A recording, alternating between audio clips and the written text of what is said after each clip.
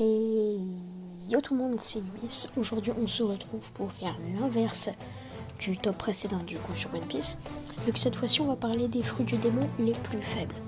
Donc quand on dit les plus faibles, quand je dis les plus faibles, je veux dire ceux qui sont les plus faibles en combat. Sinon bien évidemment ils peuvent être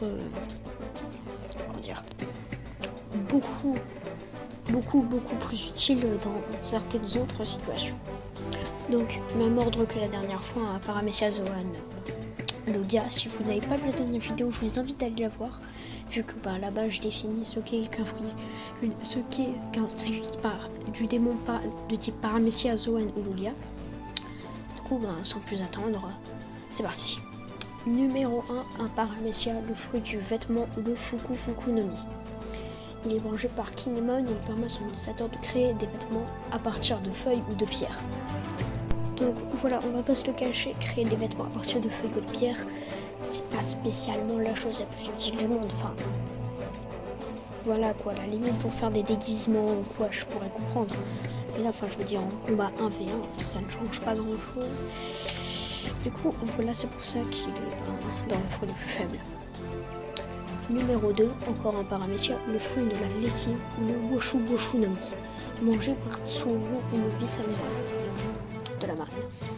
Donc ce fruit permet à son utilisateur de laver les gens de leur queue impure et de les étendre sur un fil. Ces personnes ne peuvent ensuite plus se mouvoir. Donc en fait les personnes deviennent littéralement des genres un peu comme des genres de feuilles, des trucs vraiment très plats qui ne peuvent rien faire du coup, comme expliqué, qui ne peuvent plus se mouvoir, qui ne peuvent plus parler, qui sont littéralement inconscients. Donc voilà quoi. Ce fruit est assez faible parce que voilà quoi. Il demande il demande entre guillemets du temps pour son utilisation. Mais du coup dans un combat il se ferait massacrer par la plupart des Logia ou slash Zoan. Bref, numéro 3 des Paramecia, le fruit Ramolo ou le Noro no Mi mangé par Foxy. Donc, ce fruit permet à son utilisateur de ralentir les mouvements de toute masse pendant 30 secondes. Ce rayon peut être réfléchi à l'aide d'un miroir et son utilisateur n'est pas immunisé. Juste rien que le fait que son utilisateur ne soit pas immunisé, ça pose un problème. Aussi, ça ralentit le mouvement, mais vraiment un tout petit peu, et seulement pendant quelques secondes, pendant 30 secondes. C'est pas énorme 30 secondes, je veux dire. Voilà quoi. Bref, donc voilà, c'était tout pour les Paramecia. Maintenant, on passe aux Zoan. Numéro 1 des Zoan, le fruit de l'insecte modèle guêpe, le Mochi no Mi, mangé par Abi. Alors, celui qui le mange peut se transformer en guêpe et il permet à son utilisateur de voler. Donc, c'est un Zoan qui est pourri et de bien, vu qu'il fait partie des Zoan qui permettent de voler. Mais encore une fois, il y a quelques problèmes. Déjà, sous la pluie, t'es dans la merde, vu que, je sais pas si t'as déjà vu, je sais pas si vous savez, mais une abeille, une guêpe, ça peut pas tellement voler sous la pluie. Ensuite, ça reste un insecte. Certes, un petit insecte, mais un insecte quand même. C'est donc pas spécialement exceptionnel.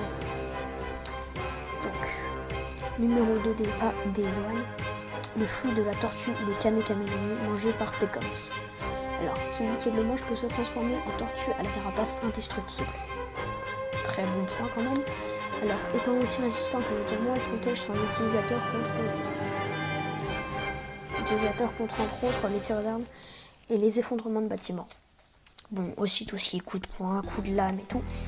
Aussi le problème c'est que déjà ça ralentit, tu peux plus tellement te mouvoir une fois que t'as ta carapace quoi. Donc ça peut être pratique, mais encore une fois, un Logia ou des armes en granit marin et ça fait pas très long feu. Numéro 3 des Zoan, le fruit de Kanide version bassée, ou le Inu no Mi mangé par Lasso. Alors celui qui le mange devient un moitié bassé. Sauf qu'un bassé, je sais pas si vous savez ce que c'est qu'un bassé, mais c'est un chien. Mais vraiment inoffensif. Complètement inoffensif. En plus, c'est un fusil qu'il a mangé, je veux dire. Lasso, c'est un fusil. Un fusil. C'est pas spécialement utile quand t'as un chien. Quand tu deviens un chien. même si un humain bouge, enfin j'ai envie de te dire, ça ne demande pas spécialement ta force, bah si c'est plutôt gros, donc pas énorme comme fois. Maintenant on passe au Logia avec en numéro 1 le fruit du flocon, le Yuki Yuki no Mi, mangé par maman. Alors avant de dire ses capacités, je tiens à préciser, beaucoup de gens jugent ce fruit fort, enfin pensent qu'il est fort, mais en vérité, il te donne pas tellement de résistance que ça, ni de puissance.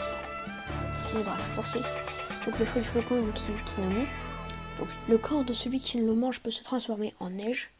C'est pas énorme, enfin j'ai envie de vous dire. Alors il peut créer un violent brisard, des barrières solides de neige ou même des igloos. C'est assez pas mal ça.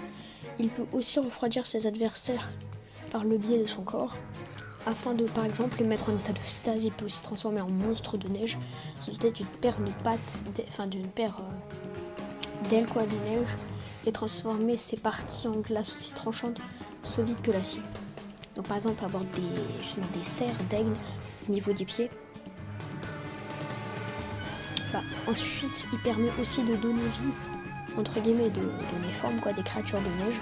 Par exemple, créer des bonhommes de neige, des lapins de neige et tout. Donc voilà, c'est pas oufissime, enfin, il a l'air puissant comme ça, mais il est pas très ouf. Très franchement, se transformer en neige, pas excellent. La forme entre les monstres de neige n'a pas de résistance particulière, juste assez rapide, avec des crocs pas mal du tout, avec des genres de crocs qui permettent de... Une fois mordu, en fait, la victime va sous-geler. Mais encore une fois, c'est un petit peu la version nulle du fou de la glace. Du coup, voilà quoi. C'est pas vraiment ouf ici. Alors, ensuite, on passe dans des fruits. Donc, j'ai galéré parce que la plupart des Logia sont très forts. À des fruits qui sont apparus que dans des films. Donc, en l'occurrence, celui-ci est apparu dans le film 2, c'est le fruit de la dissolution ou le Toro Toro no Mi mangé par Oni Queen. Alors, le corps de celui qui le mange se transforme en liquide. Oni Queen peut par exemple liquéfier ses bras pour les allonger. Elle peut aussi voyager à travers la canalisation justement en se liquéfiant. Mais là, ça pose un léger problème. Parce que, voilà quoi, se transformer en liquide, c'est pas la plus oufissime des caractéristiques. Voilà quoi, en plein combat, ça va pas être spécialement ouf. Voilà. Ensuite, le fruit du bobo ou Ame Ame no Mi, mangé par Gaspard dans le film numéro 4. Alors, le corps de celui qui le mange se transforme en sirop. Il peut aussi contenir dans son corps toute masse solide, le traversant épée, poing, pied, etc. Seulement, il est invulnérable s'il est atteint par une matière farineuse. Et là, ça pose un léger problème. Parce que, voilà. Déjà, tu deviens du vomi de bébé, ou de la diarrhée comme vous voulez, mais en plus, toute matière farineuse. Bon, ça, personne ne se balade avec 30 grammes de farine sur lui, mais ça reste un avantage, un désavantage, pardon. Et puis encore une fois, c'est pas comme le fruit de la dissolution où tu peux au moins te liquéfier pour esquiver un minimum. Non, là, tu absorbes les trucs et tu peux pas tellement les relâcher. Donc voilà. Donc ensuite, je voulais faire... donc maintenant, c'est la fin du top. Donc voilà, c'était tout pour les fruits du démon les plus faibles. Mais ne partez pas, je voudrais faire 2 petites pubs. Premièrement, une pub pour... une chaîne YouTube fort sympathique. La chaîne YouTube de Chengbax. Chengbax, je sais pas comment ça se prononce.